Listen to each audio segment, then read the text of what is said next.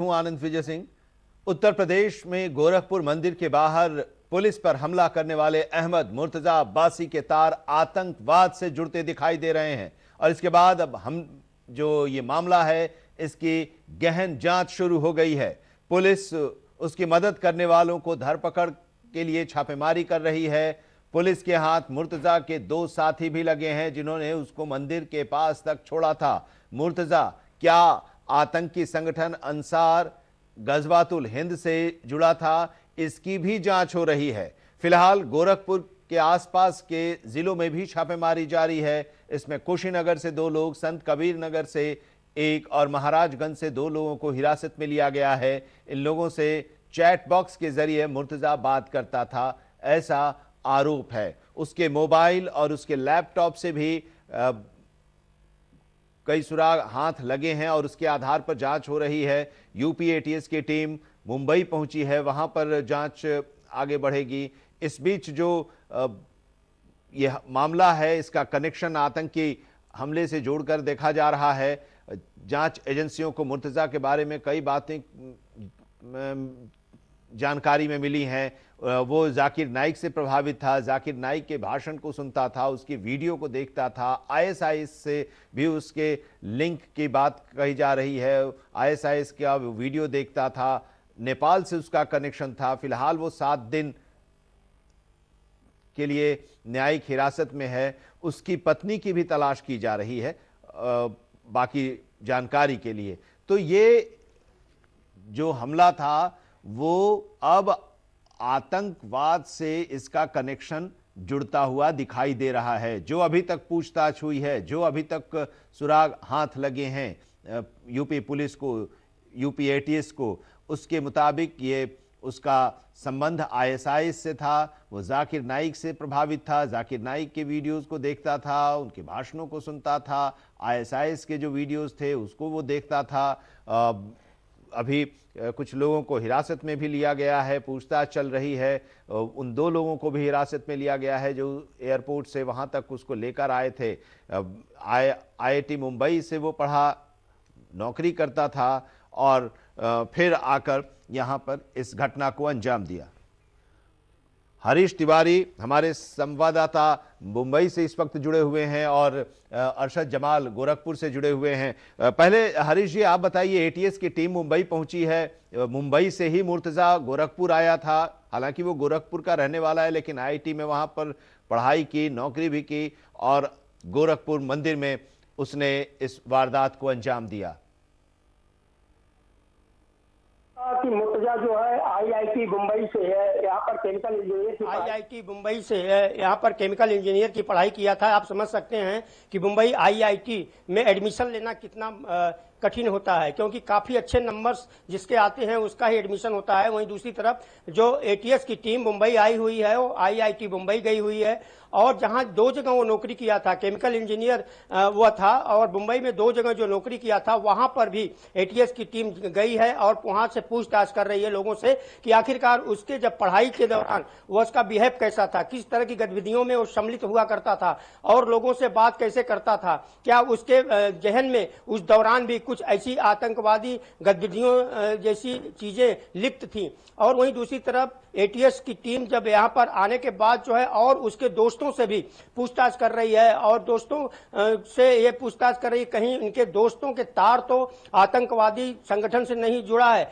जैसा कि मैं आपको अपने दर्शकों को बताना चाहूंगा कि जाकिर नाइक का जो है वह वीडियो देखता था, उसके पास से एक पेन ड्राइव भी मिला है जो कि वो पेन ड्राइव में बहुत सारे ऐसे आईएसआईएस के बहुत सारे ऐसे वीडियो हैं और वो ऑनलाइन देखा जाए तो जिस तरह से वह लोगों को मेल बॉक्स बनाया था, जो लैपटॉप उसका मिला है करीब 2 लाख रुपया उसकी कीमत बताई जा रही है। तो आप समझ सकते हैं कि काफी महंगा लैपटॉप में वह ये सब गतिविधियां करता था और जिस तरह से उसने आतंकी गतिविधियों का देखा जाए तो वहां गोरखनाथ मंदिर में जाकर के अंजाम देने की कोशिश की। तो इससे अनुमान लगाया जा रहा है कि इसके आतंकवादी संगठन से कहीं न कहीं लिंक है और इसीलिए मुंबई में जो है उत्तर प्रदेश की एटीएस आकर के यहाँ छानबीन कर रही है। अब देखना यह होगा कि छानबीन करने के बाद अहम सुराग क्या लगते हैं। मुझे जो सूत्रों से जानकारी मिली है, एटीएस के सूत्रों से, उनका कहना है कि बहुत सारे ऐसे गतिविधियों में वो लिप्त था यहाँ पे जहां पर कि उसकी जो आतंकवादी संगठन हैं, खासतौर से जो सक्रिय हैं, उनसे उनके ताल्लुकात हैं। अभी तक की जांच में ये पता चला है, लेकिन एटीएस बहुत तह तक जाने चाहती है, क्योंकि देखिए उत्तर प्रदेश के मुख्यमंत्री की बात है और काफी उनका नाम है और हिंदुत्व को लेकर के वह काफी देखा जाए तो उनके पूरे देश भर में उनका जो है एक संगठन चलता है। तो जाहिर सी बात है कि और मुख्यमंत्री भी हैं, तो और उनके यहाँ उनके ठिकाने पे जा करके घुस करके अंदर जिस तरह से हमला करना, यह बड़े वारदात बिल्कुल। और उसका जो मुंबई कनेक्शन है, उसकी जांच के लिए एटीएस की टीम वहां पर पहुंची हुई है। हम आपसे आगे भी जानकारी लेते रहेंगे। बने रहिए हमारे साथ हरीश जी। अरशद जमाल भी गोरखपुर से हमारे साथ जुड़े हुए हैं। जब से ये घटना हुई है उसके बाद से लगातार अरशद हम आपसे अपडेट लेते जा रहे हैं और हर अपडेट आप सारा समय के दर्शकों को देते आ रहे हैं। अब जरा बताइए कि अभी तक तो हम लोग ये कह रहे थे कि एक साजिश की बू आ रही है, कोई बड़ा तार इससे जुड़ा हुआ है, और अब धीरे धीरे वो लिंक खुलता जा रहा है। अरशद, बिल्कुल जाहिर सी बात है, मैंने पहले ही कहा था कि कहीं ना कहीं बू आ रही है और उस साजिश की जो तार है वो जुड़ते चले जा रहे हैं। जिस तरह से देखा जाए कि जब ये युवक मुर्तजा जो है गोरखपुर में आता है तो उससे पहले एटीएस के 2 अधिकारी उसके घर पर जाते हैं। पहले से ही ये एटीएस के रडार पर था। जैसे ही इसको ये सूचना मिलती है कि एटीएस के अधिकारी घर पे पहुंचते हैं, फौरन ये अपना मोबाइल स्विच ऑफ करता है और यहां से भागता है वो नेपाल की तरफ। नेपाल जाने के लिए वो अपने 2 दोस्तों की मदद लेता है। अभी जो फौरी तौर पर उन 2 दोस्तों को भी पुलिस ने गिरफ्तार कर लिया है, जो कि महाराजगंज से गिरफ्तार किया है। तो महाराजगंज के रहने वाले हैं, उन्होंने उसकी मदद की थी, वो उसको गोरखनाथ मंदिर तक ले आए थे। फिलहाल उनसे भी पूछताछ एटीएस कर रही है। उसके बाद ये नेपाल गया हुआ था। नेपाल किस लिए गया, क्या मकसद था, वहां पर क्या रुका, वहां पर क्या घटना को अंजाम दिया, वहां से क्या प्लानिंग किया और उस प्लानिंग के तहत यहां गोरखपुर तक पहुंचा। वो कहा जाए कि जो हथियार लेकर आया या जो भी धारदार हथियार लाया वो कहां पाया गया और उसको किसने मुहैया कराया, इस पूरी घटनाक्रम पर कहीं ना कहीं अब जिस तरह से तार जुड़ते चले जा रहे हैं, ये कहीं ना कहीं संदेह का जो मामला था वो अब परत दर परत खुलती चली जा रही है। ये कहीं ना कहीं बड़ी एक घटना की साजिश को अंजाम देने की फिराक में था, लेकिन इस घटना को अंजाम देने से पहले ही वो छोटी ही घटना में पकड़ गया। जिस तरह से उसने इस चीज को कहा जाए मेन गेट पे घटना को गेट में अंदर घुसने से पहले ही उस घटना को अंजाम देने की कोशिश किया और वो धर बहुत चढ़ गया और ये खुलासा खुलता चला जा रहा है। जिस तरह से एटीएस और एसटीएफ ने अब इसमें कहा जाए कि अरशद एक सवाल अब इसमें यह है कि ये प्लानिंग एक लंबे समय से चल रही होगी और उसमें इसको एक स्लीपर सेल के तौर पर इसका इस्तेमाल हुआ मुर्तजा का, लेकिन गोरखपुर में और भी कुछ ऐसे लोग होंगे जो कि मुर्तजा को वहां के बारे में बताते हुए, क्योंकि ये बाहर रहा, पढ़ा मुंबई में, वहां पर नौकरी किया और फिर यहां पर आ रहा है, तो कोई ना कोई और ऐसा लिंक होगा जिससे वो जुड़ा रहा होगा और वहां तक वो पहुंच पाया होगा। बिल्कुल जाहिर सी बात है, देखिए उसके तार जरूर जुड़े हैं गोरखपुर से, क्योंकि गोरखपुर का रहने वाला था तो भले ही वो मुंबई में पढ़ने गया लेकिन टच यहाँ बना रहा। उसके और भी जो रिलेटिव्स हैं वो गोरखपुर में रहे हैं और दोस्तों से भी जो जिस तरह से जानकारी अभी मिलकर आई है, जो दो दोस्त हैं वो गिरफ्तार किए गए हैं, तो वो दोस्त अहम कड़ी निकलेंगे। और सबसे बड़ी आनंद जी, जिस तरह से इसकी शादी हुई थी, इसकी पत्नी अभी छोड़कर चली गई है। सबसे अहम कड़ी इस पूरे मामले में देखा जाए वो पत्नी है।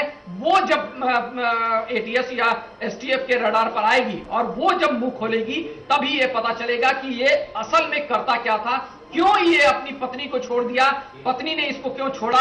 ये खुलासा जब होगा, पत्नी असल मुद्दा बनकर निकल कर आएगी इस पूरे मामले में। वो पत्नी जब पूरे तहकीकात का कहा जाए इस पूरे कड़ी का पर्दाफाश करेगी, तभी ये हकीकत मालूम होगा कि असल में मुर्तजा किस कनेक्शन से जुड़ा हुआ था, क्यों पत्नी ने इसको छोड़ दिया, क्यों ये दूर भागा वहां से। आखिर इस पूरी कड़ी में कहीं ना कहीं अहम रोल अदा करेगी वो पत्नी। जब पत्नी मिलेगी तभी पता चलेगा कि इसका असली जो कहा जाए आका कौन है, उसके गिरोह में ये कैसे आया और क्यों ये गिरोह के जरिए यहां गोरखपुर पहुंचता है और नेपाल जाता है किससे मिलने। नेपाल से जब मिलकर आता है तब यह इस घटना को अंजाम देता है। यानी कहीं ना कहीं इसका जो आका है वो कहीं ना कहीं इसको गाइडलाइंस दे रहा है और उसको बता रहा है कि इस घटना के बाद अब आगे क्या करना है। तो अब जिस तरह से देखा जाए, इसकी पत्नी जिस तरह से अब शिकंजे में आएगी तो वो असली पर्दा जरूर खोलेगी। और गोरखपुर मंदिर में दर्शन जारी है या कुछ और अभी रोक दिया गया होगा, या सुरक्षा की क्या व्यवस्था है अब इस घटना के बाद से?